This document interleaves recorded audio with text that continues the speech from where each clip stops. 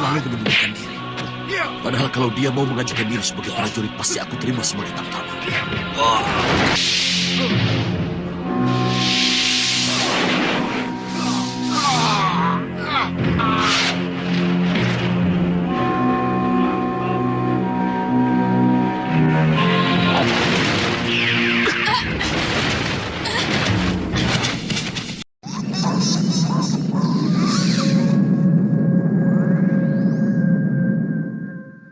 Mana sebenarnya kita, Nen? Aku mau mencari Aji Basa Pamungkas. Apa kau tahu? Dia ada di mana? Dia sudah tidak ada di alam manusia, Nen. Kenapa? Apa yang membawa Aji Basa Pamungkas bukan manusia? Ya, kalau aku yang merampas Aji Basa Pamungkas, tentu aku sembunyikan di alam jin, tempat yang tidak sembarang orang bisa mencapainya. Betul, Grandong. Kau hebat. Bisa mewarisi kecerdasan. Di awal episode ini, kita menuju pada si lampir yang mengaku pintar di hadapan Grandong, dan baru kali ini ia memuji setan jelek cucunya tersebut karena mengetahui di mana Aji Basa Pamungkas disembunyikan. Padahal ia sama sekali tidak menyangka dan tidak memiliki pikiran kalau si Cikas disembunyikan di alam jin. Ia pun kini menyuruh para siluman yang dipanggilnya untuk menggeledah seluruh negeri jin guna menemukan si Cikas. Setelah itu, mereka berdua pun langsung menemui Arya Soma dan Dian Selasih yang di saat itu tengah menunggu kehadiran mereka.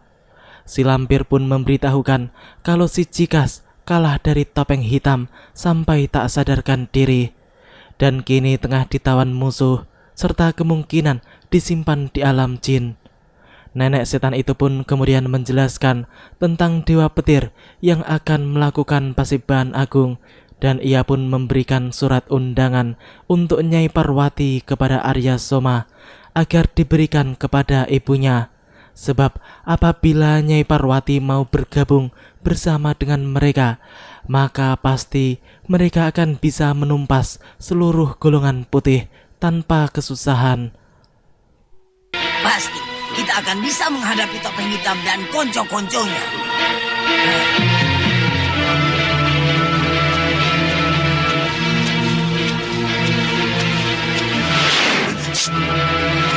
Kurang ajar. Siapa yang berani membokongku? Keluar! Soma? Ibu, Tega kau mau membunuh ibu, Soma? tidak ada niatan sedikit pun untuk membunuh ibu. Buktinya, anak panah itu? Coba ibu perhatikan, ada apa di ujung anak panah itu? Ayo.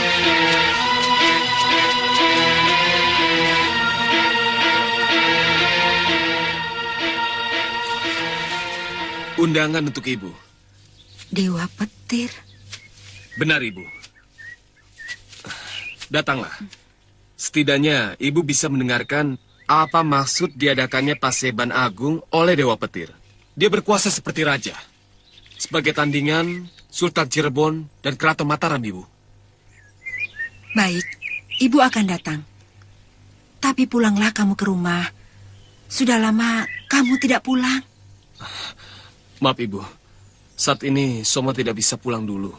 Karena Soma ada urusan luar yang penting. Maaf, ibu. Anak setan tersebut langsung pergi setelah memberi surat undangan Dewa Petir kepada ibunya. Ia tampaknya tidak ingin berlama-lama di tempat itu, sebab sebagai gembong pemberontak banyak pekerjaan yang harus dilakukannya. Di malam itu, di istana Dewa Petir, tampak setan utara 3 yang berusaha masuk ke dalam penjara. Tujuannya adalah untuk menyelamatkan Sinta, gadis kecil Ki Wangsa yang sedang sakit dan hampir mati. Setelah memeriksa badan anak kecil itu, setan utara 3 pun segera membawanya keluar, dan ia berencana untuk membawa anak itu ke dukun ataupun tabib yang bisa mengobatinya. Akan tetapi, mendadak datanglah Praja Nanta yang langsung mencegah kepergiannya untuk membawa Sinta. Lelaki itu pun menuduhnya termasuk ke dalam komplotan pemberontak yang dipimpin oleh Ki Wangsa, karena ia sudah sering melihat setan utara 3 berdua dengan Ki Wangsa. Setan Utara 3 pun kemudian mengatakan bahwa ia hanya ingin mengobati anak tersebut. Namun Prajananta tetap tidak peduli. Ia pun kemudian segera menyerang Setan Utara 3 sehingga terjadilah pertarungan di antara mereka. Prajananta pun menguras seluruh ilmu yang dimilikinya untuk menundukkan Setan Utara 3 secepatnya.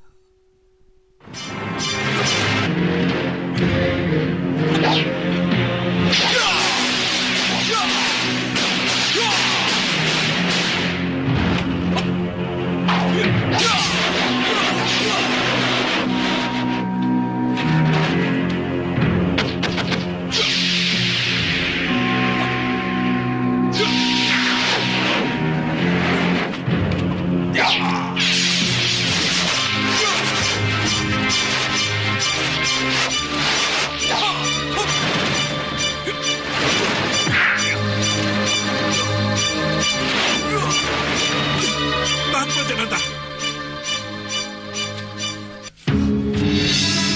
Kenapa kau selalu mengganggu dia? Dia hendak membawa kabur anak itu. Sekarang ketahuan. Dia berpihak pada pemberontak. Kau Prajananta, dia sudah minta izin pada kami untuk membawa anak itu ke tabib. Anak itu memang sakit. Apa mata kamu tidak melihatnya? Ketua sengaja menggunakan anak ini untuk tameng menghadapi Ki Wangsa. Kalau anak ini mati, kita semua akan susah. Tapi Kang... Diam kau! Kalau kamu berbuat macam-macam lagi pada adik seperguruan kami tidak akan segan-segan bertindak tegas kepada kamu.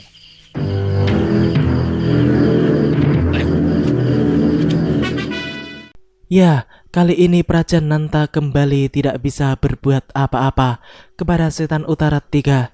Dan ia tampak sangat kesal karena ia tahu kalau Setan Utara 3 selalu membela Ki Wangsa yang telah memberontak kepada Dewa Petir, ayah kandungnya. Di pagi itu, tampak Mak Lampir yang sudah bangun dari tidur dan sedang jalan-jalan pagi bersama dengan Grandong. Mendadak ada suara yang memanggil mereka, yang ternyata adalah suara Dewa Petir. Manusia titisan Mardian itu pun mempertanyakan apakah si Lampir berhasil mengundang Topeng Emas bersama dengan ibunya. Mak Lampir pun mengatakan bahwa kemungkinan besar Topeng Emas pasti akan hadir, namun bukan sebagai Topeng Emas, melainkan sebagai Arya Soma bersama dengan ibunya. Dewa Petir pun menanggapinya kalau ia tidak akan peduli Arya Soma datang sebagai apapun, yang penting mau diajak bekerja sama dengan dirinya. Kini kita menuju pada para kiai yang di saat itu sedang membicarakan tentang Aji Basa Pamungkas. Lalu tiba-tiba muncullah Nyai Parwati yang langsung menghampiri mereka. Assalamualaikum Kiai. Waalaikumsalam warahmatullahi wabarakatuh. Apakah Kiai mendapat undangan seperti ini?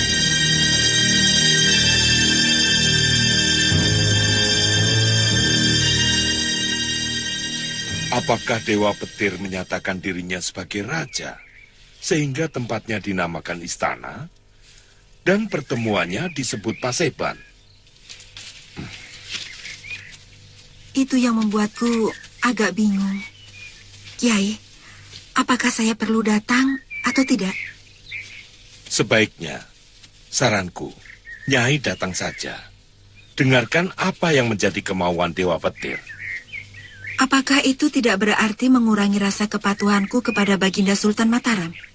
Nyai, kepatuhan adanya di hati dan perbuatan. Betul. Kehadiran Nyai sangat penting. Supaya kita tahu apakah Dewa Petir itu kawan atau lawan. Yang penting, Nyai jangan terbawa oleh kejahatan mereka. Sekiranya mereka berniat buruk. Bukan begitu, Kiai? Terima kasih, Kiai. Iya, iya. Insya Allah, saya akan datang. Para kiai tersebut tersenyum bahagia karena Nyai Parwati mau menerima saran yang mereka kemukakan. Kini kita menuju pada Mak Lampir yang di saat itu tengah mengajak kembali Dewa Petir yang merupakan calon suaminya itu menuju pada istana siluman ular Nandini. Di sanalah mereka akan melakukan pernikahan sebelum Dewa Petir dinobatkan sebagai Raja Kramat Durga. Sembari menunggu waktu pelaksanaan pernikahan, Dewa Petir pun berjalan-jalan di sekitar istana yang menurutnya sangat megah dan indah tersebut. Ya, Dewa Petir yang sudah sesat dan jahat itu kini semakin jauh sesatnya, karena secara tidak sadar ia telah dipengaruhi oleh siluman-siluman dan setan-setan siluman ular yang bersemayam di dalam dirinya serta mempengaruhi jiwanya secara tidak langsung. Ketika malam hari tiba, Dewa Serakah itu dan Mak Lampir pun melangsungkan pernikahan. Mereka pun diriasi layaknya pengantin pada umumnya dan diiringi oleh banyak sekali siluman ular.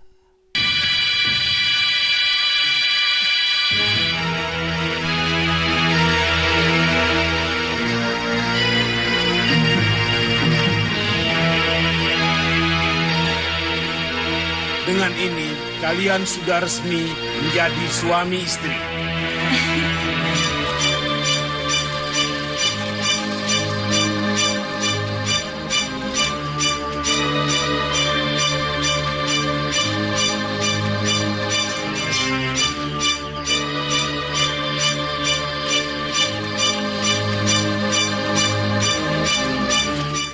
Ya, akhirnya Mak Lampir dan Dewa Petir pun berhasil melangsungkan pernikahan.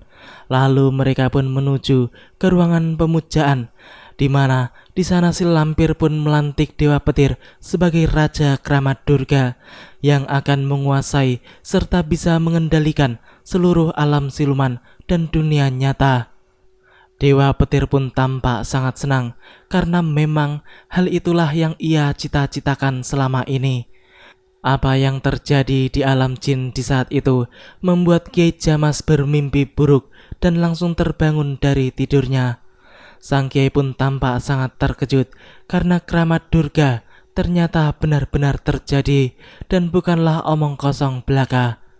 Kramat Durga adalah perkawinan antar dua manusia siluman yang akan membuat kekuatan hitam menjadi semakin kuat dan dahsyat serta sulit untuk bisa dikalahkan. Perkawinan dari dua manusia telah dimulai.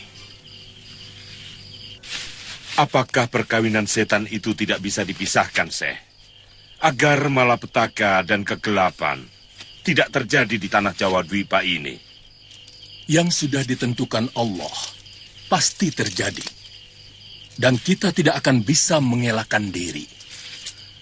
Setiap Allah menurunkan penyakit, pasti menurunkan pula obatnya. Benar. Apa obat kerusakan yang diakibatkan dari perkawinan setan itu, Syekh? Duit, Kiai. Hah? Itu sebuah singkatan dari wacana, doa, usaha, iman, dan takwa. Dengan menegakkan amal duit, orang-orang yang sakit kegelapan pasti akan sembuh. Sebab amal duit akan menerbitkan sinar yang terang di hatinya. Carilah jago yang memiliki amal duit. Andika pasti menang. Siapa kira-kira yang akan diangkat ketua sebagai murid? Ketua bilang, kalau dia ingin mempunyai murid, pastilah orang yang terbaik di antara kita. Dan itu adalah aku. Kini kita menuju pada markas Dewa Petir, di mana pada saat itu semuanya telah berkumpul, dan di sana tampak Prajananta yang sudah sangat yakin kalau ialah yang akan diangkat sebagai murid tunggal Dewa Petir. Dua setan utara yang melihatnya pun hanya tersenyum meremehkan sebab mereka tahu kalau bukan pemuda itu yang akan diangkat ketua mereka menjadi murid. Tak lama kemudian muncullah setan utara 3 bersama dengan Tirta yang memang juga diundang untuk menghadiri pertemuan tersebut. Setelah itu tampak gong pun telah dipukul pertanda bahwa Dewa Petir telah datang. yang di saat itu bersama dengan Mak Lampir sebagai istri barunya. Ia pun kemudian berpidato dan memberitahukan kalau di hari tersebut dirinya akan mengumumkan 2 maklumat penting. Pertama, aku akan mengangkat Mak Lampir sebagai wakilku. Dan aku akan memberinya kekuasaan dan kewenangan penuh. Untuk itu, kalian harus mentaatinya seperti kalian mentaatiku. Kedua, aku akan mengangkat seorang murid.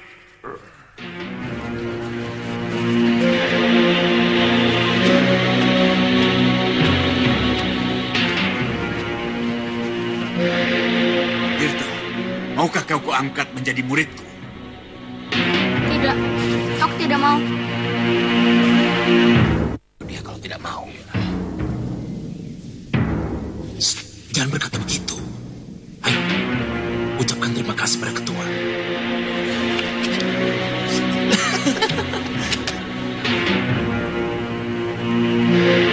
Ayo cepat bilang. Ayo. Terima kasih ketua, aku mau jadi muridmu.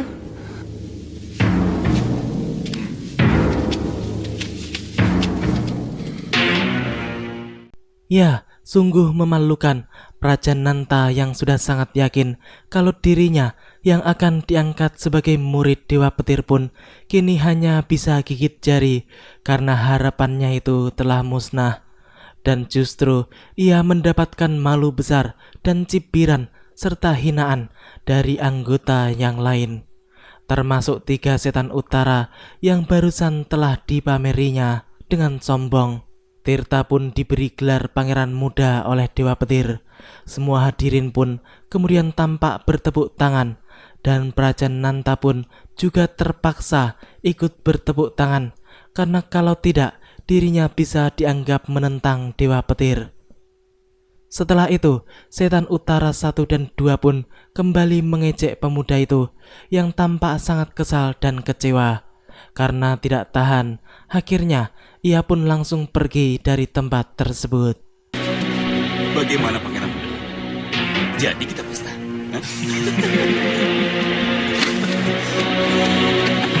Parah ya. 3 setan utara yang mentertawakan Prajananta pun tampak sangat puas karena mereka memang tidak suka dengan perangai anak itu, terutama setan utara 3. Setelah kepergian Prajananta, kini muncul 2 wanita siluman penggendong bayi yang diutus oleh guru mereka untuk menjadi pengikut Dewa Petir. Mereka berdua pun langsung diterima setelah memperlihatkan kehebatannya di depan Dewa Petir. Baiklah, aku akan datang. Permisi Kanjeng. Silakan.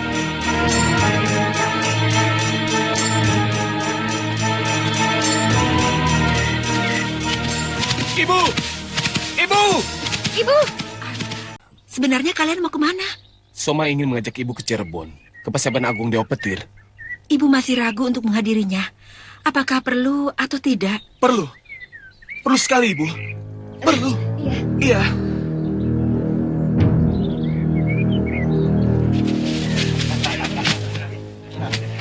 Banyak kita. Kumah kami. Ada undangan untuk kalian.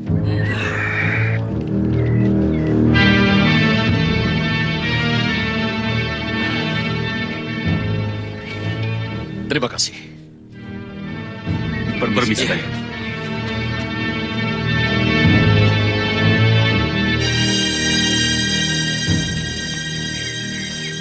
Aku diundang untuk hadir dalam Paseban Agung Dewa Petir. Ya, ternyata Dewa Petir mengundang dari semua kalangan. Bahkan para adipati dan temenggung pun diundangnya, termasuk Pangeran Purbaya dan juga Biksu Campa. Murid-murid biksu pun tampak khawatir kalau akan terjadi sesuatu yang buruk terhadap guru mereka itu. Karena mereka sudah mengetahui watak jahat Dewa Petir yang akan menghabisi siapa saja yang berani menentangnya. Akan tetapi, sang biksu pun tetap akan datang karena ia takut kalau padepokannya itulah justru yang akan menjadi korban. Di sisi lain, tampak para kiai yang sedang bermusyawarah. Mereka pun membicarakan tentang kehadiran mereka ke Paseban Agung Dewa Petir. Apakah mereka harus datang ataukah tidak? Sebab jika mereka menolak, maka Dewa Petir akan mengirimkan pasukannya untuk menghancurkan padepokan Kiai Ageng Sebayu tersebut. Pangeran Purbaya pun menjelaskan kalau dirinya diutus langsung oleh Sultan Agung untuk datang ke Paseban Agung Dewa Petir sebagai telik sandi. Ya, syukurlah kalau begitu. Berarti Gusti Sultan Agung sudah memahami permasalahan yang ada. Insya Allah, beliau akan mafhum jika kita datang dalam Paseban Agung Dewa Petir. Itu namanya sekali tepuk, dua lalat mati. Selain menghindar bentrokan yang dapat menyebabkan pertumpahan darah, kita juga bisa menyelidiki apa yang akan dilakukan oleh Dewa Petir. Jadi, kita akan menghadiri undangan Paseban Agung Dewa Petir. Bukan begitu, Kiai? Iya. Silakan. Mari. Biksu Campa. Selamat datang. Silakan. Biksu Campa. Hari itu adalah hari di mana Paseban Agung Dewa Petir akan dilangsungkan. Di sana tampak banyak sekali tamu-tamu dari padepokan-padepokan yang telah diundang. Biksu Campa pun juga telah datang sendirian dan disambut dengan meriah oleh para bawahan Dewa Petir. Selain itu, juga telah muncul Nyai Parwati, Arya Soma, dan Dian Selasih. Nyai Parwati yang melihat keberadaan Biksu Campa pun tampak mengerutkan keningnya. Ia seperti pernah melihat atau bertemu dengan orang itu, namun ia lupa di mana dan kapan waktunya. Selanjutnya, tampak datang juga Adipati Haryo Sentanu.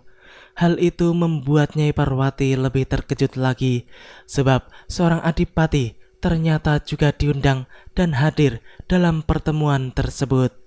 Lalu disusul dengan Kapiten Hansen sebagai perwakilan company yang beberapa episode yang lalu diperankan oleh Dewa Petir sendiri. Sang kapiten pun datang bersama dengan beberapa orang pengawalnya. Orang Belanda itu pun tampak sangat dihormati oleh para anak buah Dewa Petir dan langsung disuruh masuk untuk bertemu langsung dengan ketua mereka. Ini Gusti Adipati Aryo Sentanu. Tuan. Selamat datang. Terima kasih. Dewa Petir pasti punya maksud tertentu, Ibu. Dengan mengadakan acara seperti ini, Ibu. Mana mungkin dia mengadakan perhelatan besar tanpa tujuan? Hei, topeng hitam! Mengapa kau mengikuti aku terus? Aku tidak mengikutimu, Di. Aku juga diundang oleh Dewa Petir. Banyak alasan. Kita hajar dia, Ibu. Dia ingin Biksu dan Tuan Hansen bisa bekerja sama. Mohon lapor, Ketua. Di luar ada keributan. Keributan? Keributan apa? Para tamu bertengkar.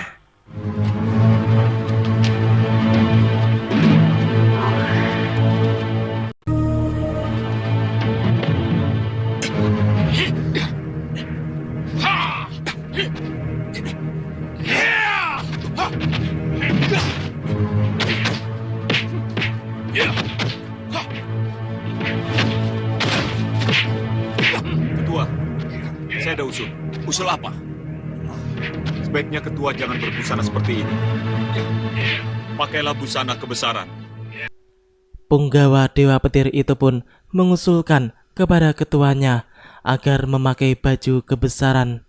Namun Dewa Gadungan itu pun takut jika para tamunya justru menjadi tersinggung dan menentangnya secara terang-terangan.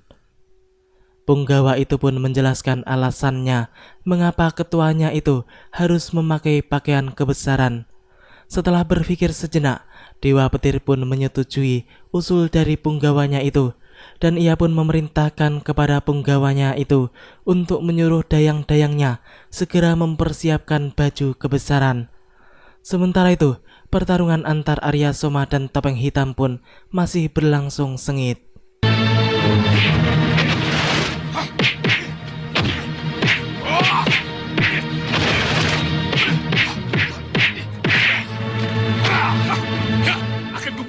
hitam! Jangan banyak ngomong. Lekas, buktikan. Ya! Buktikan. Jangan bikin ribut di sini. Buktikan. Jangan membuat keributan di sini. Jika ada masalah, selesaikan di luar. Ari Soma, kita tunda dulu masalah ini.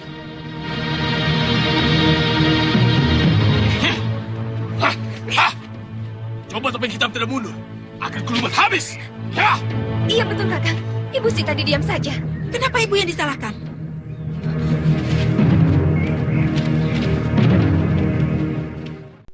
Dasar Arya Soma tidak tahu diri, padahal sudah jelas ia selalu kalah dan hampir mati jika bertarung melawan topeng hitam. Namun masih saja kesombongannya setinggi langit. Ketika itu, Nyai Parwati pun menjadi sangat terkejut karena melihat kedatangan Pangeran Purbaya dan para temenggung serta para kiai yang juga turut hadir memenuhi undangan Dewa Petir. Wanita itu pun langsung mengajak Arya Soma dan Dian Selasih untuk bersembunyi sebab ia tidak ingin dilihat oleh Pangeran Purbaya. Seperti biasa, setiap melihat Pangeran Purbaya, maka Nyai Parwati pun selalu menghindar karena masa lalunya bersama petinggi Mataram tersebut.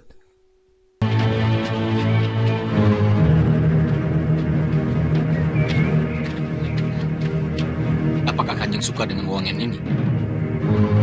Ya, aku suka. Ya, terima kasih. Ya. Kiai.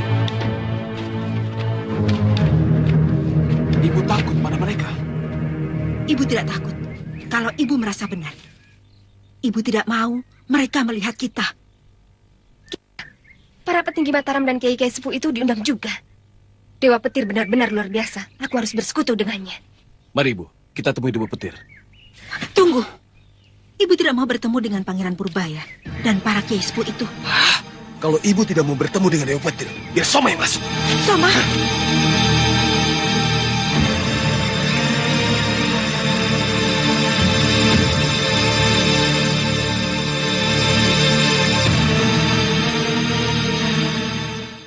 Demikianlah alur cerita di episode kali ini. Nantikan kelanjutan kisahnya di episode yang akan datang. Terima kasih bagi teman-teman semua yang udah mau nonton. Jangan lupa like, comment, subscribe, dan share. Dan juga nyalain notifnya. Wassalamualaikum warahmatullahi wabarakatuh.